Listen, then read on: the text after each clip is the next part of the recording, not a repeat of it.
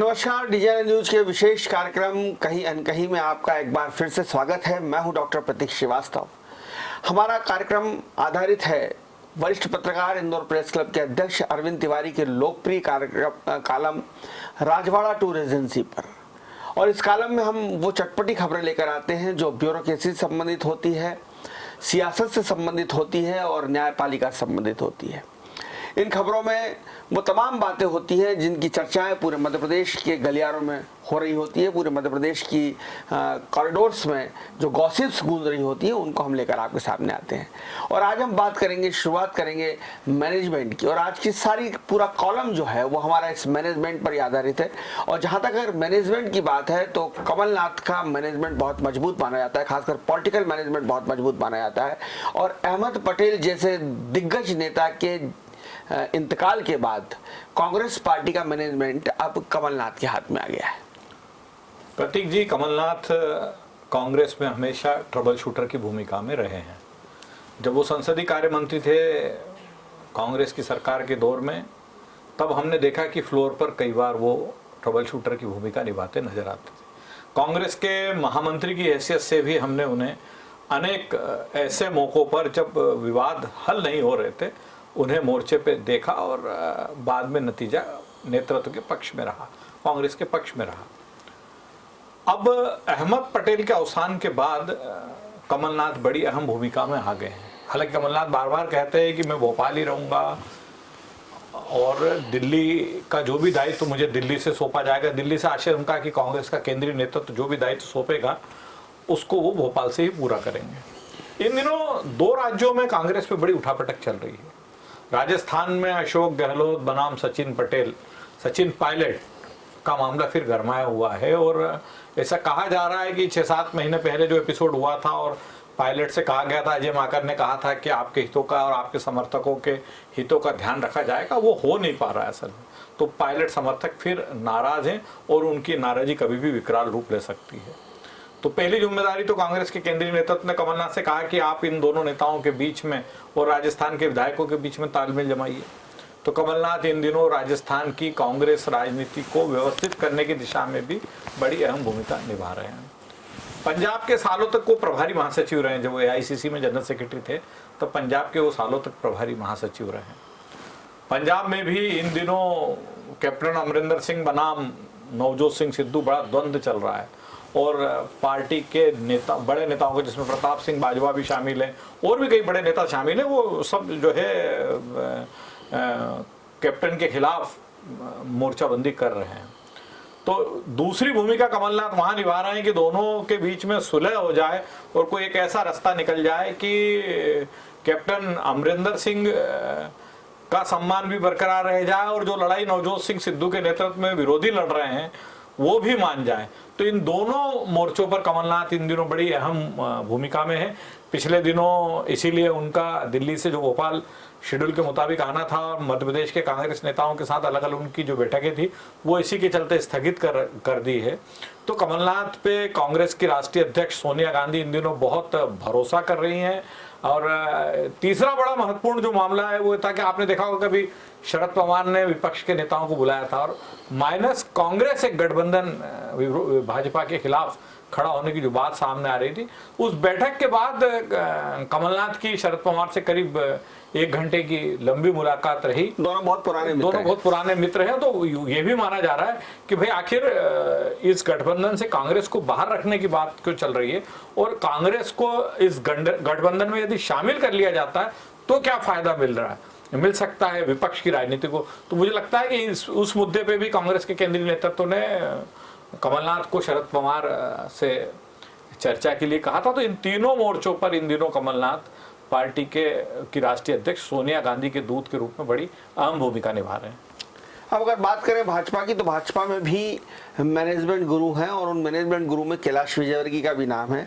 चाहे उज्जैन का सिंहस्थ हो, हरसूद को खाली करवाना हो या पश्चिम बंगाल में पार्टी को आगे बढ़ाना हो, हर जगह कैलाश विजयवर्गीय ने अपने मैनेजमेंट का लोहा मनवाया है। देखिए, मध्य प्रदेश की राजनीति में इन दिनों कैलाश विजयवर्गीय और भारतीय जनता पार्टी के राष्ट्रीय सह संगठन मंत्री शिव प्रकाश जी का तालमेल जो है वो बड़ी चर्चा में है। और चर्चा में मतलब टॉप टू बॉटम है, दोनों की जो गठजोड़ है और दोनों के जो प्रगाढ़ संबंध है उसकी चर्चा बड़ी वो है। अब हालात जो दिख रहे हैं उसमें मध्य प्रदेश में न तो सत्ता में न संगठन में अभी हाल फिलहाल तो नेतृत्व की में परिवर्तन की कोई संभावना नजर नहीं आ रही, लेकिन ऐसा लग रहा है कि भविष्य के लिए कोई पटकथा लिखी जा रही है, क्योंकि दोनों का गठबंधन बड़ा मजबूत है। सुनने में यह आ रहा है कि पार्टी के राष्ट्रीय नेतृत्व ने शिव प्रकाश जी का मुख्यालय भोपाल ही कर दिया है कि वो भोपाल से रहकर ही 3-4 राज्यों को पर फोकस करेंगे। बंगाल की व्यवस्था खत्म होने के बाद कैलाश विजयवर्गीय की भी मध्य प्रदेश में आवाजाही बढ़ गई है। तो और पिछले 2-3 दिन से तो लगातार सुनने में आ रहा है कि जो केंद्रीय मंत्रिमंडल का विस्तार होने वाला है उसमें भी कैलाश विजयवर्गीय को आप किसी नई भूमिका में देख सकते हैं। कल कैलाश विजयवर्गीय, प्रहलाद पटेल और नरेंद्र सिंह तोमर दिल्ली में भी मिले हैं, सोमवार को दिल्ली में भी मिले, तो इनको किसी एक अलग भूमिका में भी देखा जा सकता है। ऐसा कहा जा रहा है कि कैलाश विजयवर्गीय खंडवा से उपचुनाव भी लड़ सकते हैं, क्योंकि जिस तरह की कश्मकश वहाँ मच रही उसमें। और केंद्र की राजनीति ये तो तय है कि इन दिनों बड़ी बीजेपी के नेता बड़े खुलकर बात करते हैं कि हाल फिलहाल मध्य प्रदेश की बजाय कैलाश विजयवर्गीय को पार्टी का नेतृत्व जो है वो केंद्र में ज़्यादा जोड़े रखने के लिए प्रयासरत है। तो ये दोनों का जो गठजोड़ है ये चर्चा में है।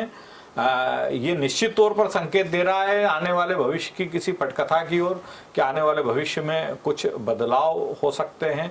और खासकर कैलाश विजयवर्गीय के समर्थक बड़े उत्साही हैं। दोनों के बीच का जो तालमेल है क्योंकि स्वाभाविक है ना कि यदि दो मजबूत नेताओं के बीच में, जिसमें एक फील्ड का नेता और दूसरा जो है संगठन का व्यक्ति हो, दोनों के बीच में यदि तालमेल हो तो समर्थकों का खुश होना स्वाभाविक है। क्योंकि कैलाश विजयवर्गीय के समर्थक मध्य प्रदेश की भाजपा राजनीति में काफी समय से अपने आप को उपेक्षित महसूस कर रहे हैं, तो उन्हें लग रहा है कि यदि उनके नेता के अच्छे दिन आएंगे तो उनके भी अच्छे दिन आएंगे। अब अगर बात करें राजनीति के एक नए फंडे की, तो राजनीति में सिर्फ काम करना ही पर्याप्त नहीं होता है, बल्कि उस काम का प्रचार करना भी जरूरी होता है। आप अच्छा काम करें लेकिन अगर उसका प्रचार प्रसार ना हो, वो अच्छा काम आपका जनता तक ना पहुंचे, तो फिर उसका अच्छे काम करने का कोई मतलब नहीं होता है। तो कहीं ना कहीं प्रचार का एक मैनेजमेंट होता है, प्रचार का एक प्रबंधन होता है। और सरकार, शिवराज सरकार जो बहुत अच्छा काम कर रही है, जिसने पूरे देश में कोविड से निपटने में अपनी सक्रियता दिखाई है, खासकर टीकाकरण में जिसने बहुत अच्छा बेहतरीन काम किया है, उसे भी अब ये लगने लगा है कि जितना अच्छा काम मध्य प्रदेश की सरकार करती है उतना प्रचार नहीं हो पाता है। तो प्रचार के लिए अब सरकार कुछ नया सोचने जा रही है। देखिए प्रतीक जी, पिछले दिनों मुख्यमंत्री ने सीहोर के पास कैबिनेट की एक बैठक आयोजित की थी, और वो बैठक वहां आयोजित करने का उनका मकसद ये था। कैबिनेट की बैठक तो हर मंगलवार को होती है वल्लभ भवन में, और एक 1.5 घंटे की जो बैठक में तमाम मुद्दों पे चर्चा हो जाती है और निर्णय हो जाते हैं। लेकिन मुख्यमंत्री ने इस बार जो है सीहोर भोपाल से बाहर बैठक का निर्णय इसलिए लिया था कि वो मंत्रियों के साथ 1-to-1 भी करना चाहते थे।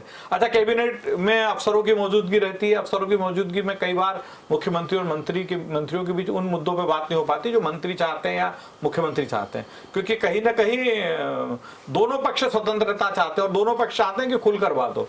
तो सीहोर की बैठक में, कैबिनेट की बैठक के बाद जब अधिकारी नहीं थे, अधिकारी वहां से चले गए थे, तो उसके बाद मुख्यमंत्री और उनके मंत्रियों के बीच में बड़ा खुला संवाद कई मुद्दों पर हुआ। तो एक वरिष्ठ मंत्री ने कहा कि मेरा ऐसा मानना है कि मध्य प्रदेश और छत्तीसगढ़ में एक फर्क है कि मध्य प्रदेश में सरकार बहुत अच्छा काम कर रही है, जनता से जुड़े मुद्दों पर बहुत काम कर रही है, लेकिन सरकार का काम जो है वो सही तरीके से जनता के सामने पहुंच नहीं पा रहा। और वहां जो दूसरे मंत्री मौजूद थे उस संवाद के दौरान उन्होंने भी इस बात से सहमति जताई कि हम भी इस बात से सहमत है कि मध्य प्रदेश में कहीं ना कहीं सरकार जो कामकाज कर रही है उसको हम व्यवस्थित तरीके से उसका प्रचार प्रसार नहीं कर पा रहे। तो मुख्यमंत्री ने भी इस बात से सहमति जताई कि कहीं ना कहीं सुधार की जरूरत है, और उन्होंने कहा कि मैंने आप सबको सुना है, हम निश्चित तौर पर इस पे सुधार करेंगे। अब देखना ये प्रतीक जी कि ये सुधार किस स्वरूप में हो रहा है, क्योंकि मध्य प्रदेश में लंबे समय से ये बात चल रही है कि जनसंपर्क विभाग के कामकाज का एक बड़ा हिस्सा आउटसोर्स कर दिया जाए। बीच में 1-2 एजेंसियों को वर्किंग में इन्वॉल्व भी किया था, लेकिन संतुष्टिजनक परिणाम नहीं देने के कारण, संतोषजनक नतीजे नहीं देने के कारण उनसे वो कामकाज वापस ले लिया गया।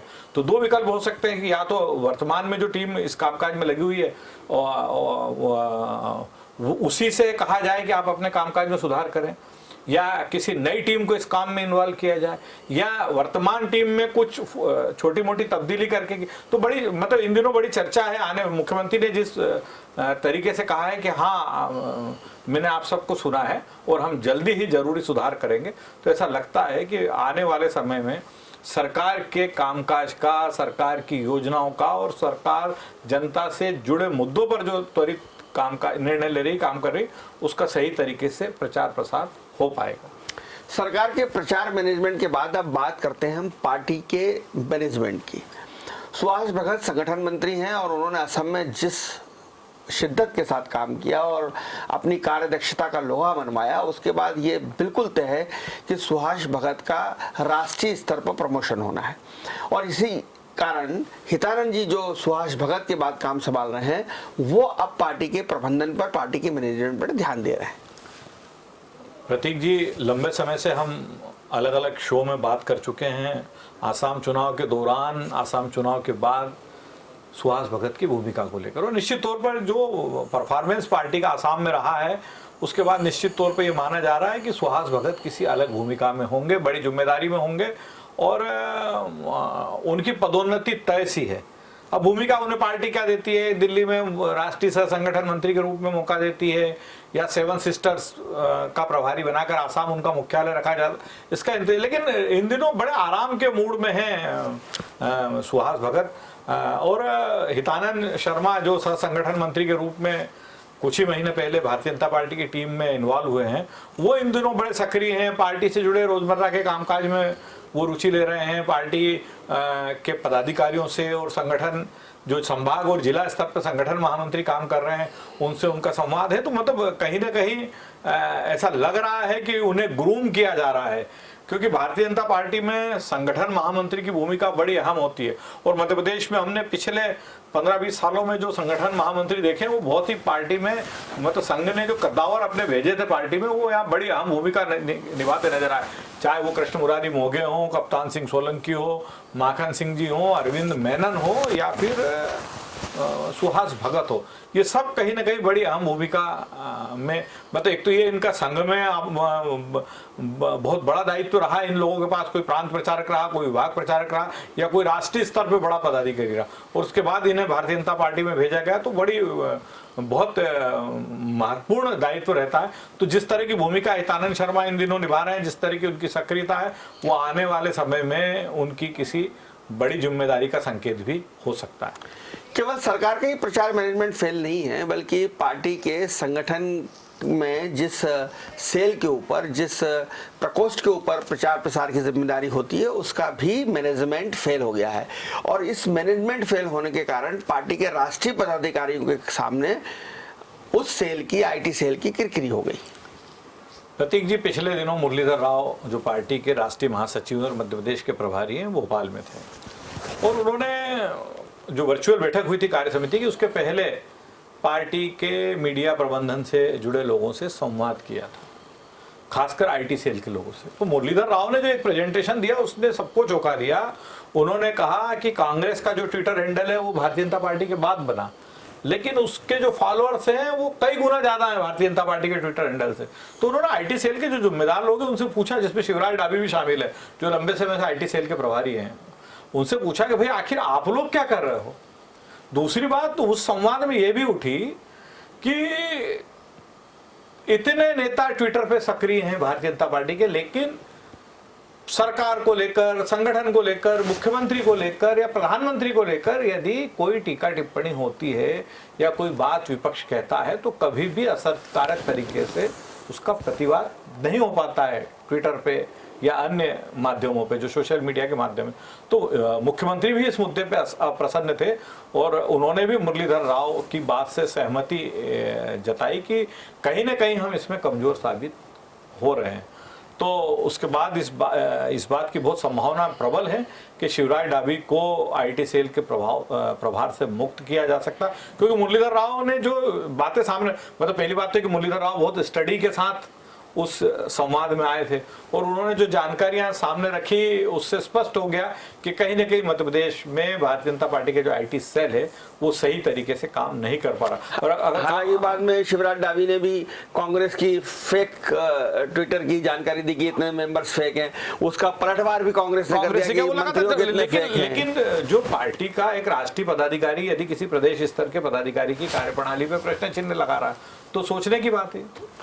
चलिए, मैनेजमेंट की अगर हम बात करें तो एक मंत्री का मैनेजमेंट भी फेल हो गया। उन्होंने कोशिश की थी कि उनका मैनेजमेंट जम जाए और वो मैनेजमेंट जम जाएगा इस नाते उन्होंने किसी को उपकृत करने की फीस भी ले ली थी, लेकिन वो मैनेजमेंट फेल हो गया और अब आलम ये है कि उस व्यक्ति को देखते ही मंत्री जी जो है वो कन्नी काट लेते हैं।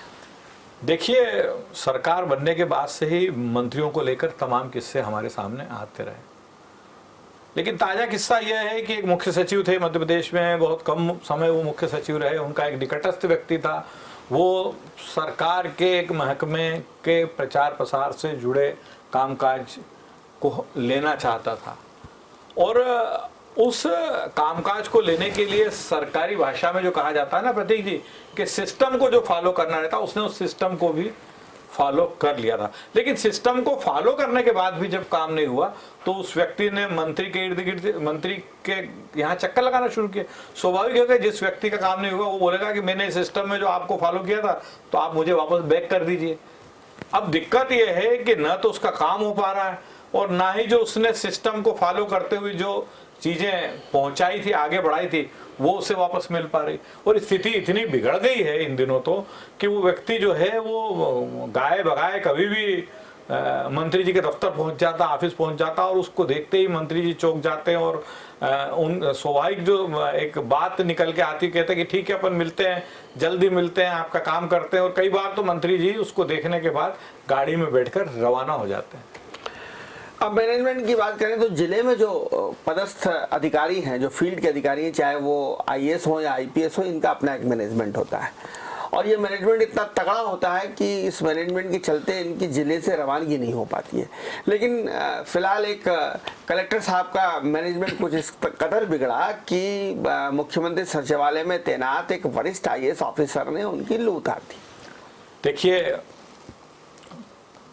होशंगाबाद बड़ा महत्वपूर्ण जिला है और महत्वपूर्ण इसलिए भी है कि मुख्यमंत्री का गृह जिला उसके बिल्कुल नज़दीक है और भोपाल के अलावा सीहोर, होशंगाबाद, विदिशा और रायसेन ऐसे जिले हैं प्रतीक जी की जहाँ के जनप्रतिनिधि मुख्यमंत्री से सीधे संपर्क में रहते हैं, क्योंकि स्वाभाविक है ना कि एक तो नियमित उनका आना जाना होता है, फिर मुख्यमंत्री का भी कार्यक्षेत्र यही एरिया रहा है तो अक्सर इन लोगों की मेल मुलाकात होती रहती। तो होशंगाबाद के जिला कलेक्टर से वहाँ के जनप्रतिनिधि तो पहले ही नाराज थे।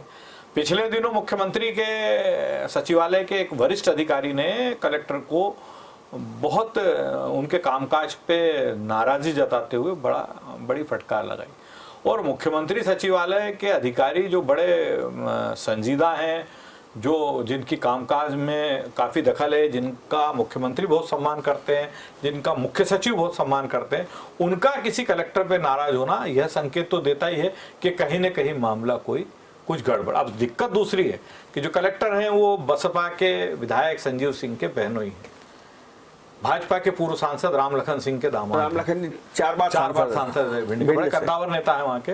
और पिछली बार तो वो लोकसभा का चुनाव बसपा के टिकट पे उनका टिकट घोषित हो गया था, लड़ने वाले थे, लेकिन पार्टी के भाजपा के नेताओं के समझाने के बाद वो मैदान से हट गए। तो ऐसी स्थिति में कामकाज अप टू द मार्क नहीं है, जनप्रतिनिधि खुश नहीं है, ब्यूरोक्रेट्स, सीनियर ब्यूरोक्रेट्स खुश नहीं है। इसके बावजूद कई बार राजनीतिक संतुलन को साधने की दृष्टि से भी न चाहते हुए भी कुछ पदस्थापनाओं को बरकरार रखना पड़ता। तो अब देखना ये कि इस सब के बावजूद धनंजय सिंह जो होशंगाबाद के कलेक्टर हैं वो वहीं बरकरार रहते हैं या जो निकट भविष्य में रिशफल होने वाला है उसमें हटा दिए जाते हैं। अब बात करें आईपीएस संवर्ग की मैनेजमेंट की, तो आईपीएस संवर्ग में 2 वरिष्ठ अधिकारी बहुत जल्द रिटायर होने वाले हैं और दूसरे सीनियर अधिकारी हैं जो अपनी पदस्थापनाओं से नाखुश हैं या लूप लाइन में पड़े हुए हैं, वो कुछ ऐसा मैनेजमेंट जमाने की कोशिश कर रहे हैं कि वरिष्ठ पदाधिकारियों द्वारा खाली किए गए पदों पर वे काबिज हो जाएं। प्रतीक जी, मध्य प्रदेश में भारतीय पुलिस सेवा के 2 वरिष्ठ अधिकारी अशोक दोहरे और विजय यादव आने वाले समय में सेवानिवृत्त होने वाले, दोनों ही बड़ी महत्वपूर्ण भूमिका में हैं। डीजी होमगार्ड अशोक दोहरे हैं और पुलिस हाउसिंग कॉरपोरेशन के चेयरमैन विजय यादव हैं। और जैसा हम पहले भी कई शो में डिस्कस कर चुके हैं कि पुलिस मुख्यालय में इन दिनों कई एडीजी और स्पेशल डीजी ऐसे हैं जिनके पास नाम मात्र का कामकाज है। स्वाभाविक है कि ये 2 पद जब रिक्त हो रहे हैं तो कई सीनियर आईपीएस अधिकारी इन्हें पाने के लिए लालायित हैं, उनकी निगाहें इन पदों पर हैं। उनमें से कुछ, जैसे हम बात करें अन्वेष मंगलम की, तो स्पेशल डीजी बन गए हैं, लेकिन एडीजी एडमिनिस्ट्रेशन जो व्यक्ति रह चुका हो वो यदि स्पेशल डीजी के रूप में किसी महत्वपूर्ण प्रभार में ना हो तो उसको मतलब अच्छे पद के लिए प्रयास की दौड़ में उससे स्वाभाविक माना जा सकता है। तो आने वाले समय में ये जो 2 पद रिक्त हो रहे हैं इन पर कई आईपीएस अधिकारियों की, सीनियर आईपीएस अधिकारियों की निगाह, मौका किसे मिलता है ये देखना है। अब बात करें आईएएस संवर्ग की मैनेजमेंट की, तो लगभग 45 आईएएस ऑफिसर्स की एक सूची बहुत जल्दी निकलने वाली है। सूची लगभग तैयार है और इसमें जो मंत्रालय में पदस्थ युवा या प्रमोटी आईएएस हैं वो ऐसा कुछ प्रबंधन जमा रहे हैं, ऐसा कुछ मैनेजमेंट जमाने की कोशिश कर रहे हैं कि उन्हें फील्ड में मौका मिल जाए, किसी जिले की कमान मिल जाए। अब वो मैनेजमेंट में कामयाब होंगे या नहीं ये वक्त ही बताएगा। देखिए, निकट भविष्य में आईएएस अधिकारियों की पदस्थापनाओं पर बड़ी संख्या में फेरबदल होना है और करीब 1 दर्जन जिलों के कलेक्टर इसमें प्रभावित होना है, बिल्कुल तय माना जा रहा है। तो मंत्रालय में कई अभी ऐसे अधिकारी उप सचिव स्तर पर या कॉर्पोरेशंस में एमडी के रूप में पदस्थ हैं जो जिलों में पदस्थापना चाहते हैं, लेकिन एक बहुत व्यवस्थित सिस्टम जिलों में पदस्थापना का इकबाल सिंह बैस के मुख्य सचिव रहते हुए इन दिनों चल रहा है। हम पिछले शो में भी हमने डिस्कस किया था कि बाकायदा प्रोमोटी आईएएस अफसर में और डायरेक्ट आईएएस अफसर में बैचवार जो है किस बैच के अफसर को कलेक्टर के रूप में मौका देना, उस क्रम को मुख्य सचिव ने बरकरार रख रखा। हालांकि इसके चलते उन्हें कई मंत्रियों की नाराजगी का भी सामना करना पड़ रहा है। मंत्री अपने पसंदीदा लोगों को जिले में कलेक्टर के रूप में ले जाना चाहते हैं, लेकिन चीफ सेक्रेटरी एक प्रोटोकॉल को फॉलो करना चाहते हैं।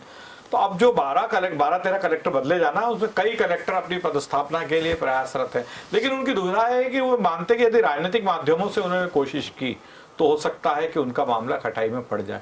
तो कलेक्टरों की पदस्थापना में सबकी निगाहें हैं, इकबाल सिंह बैस जो मध्य प्रदेश के मुख्य सचिव हैं उन पर हैं और ये माना जा रहा है कि जैसा इकबाल सिंह बैस चाहेंगे कम से कम कलेक्टरों की पदस्थापना के मामले में तो वही होगा।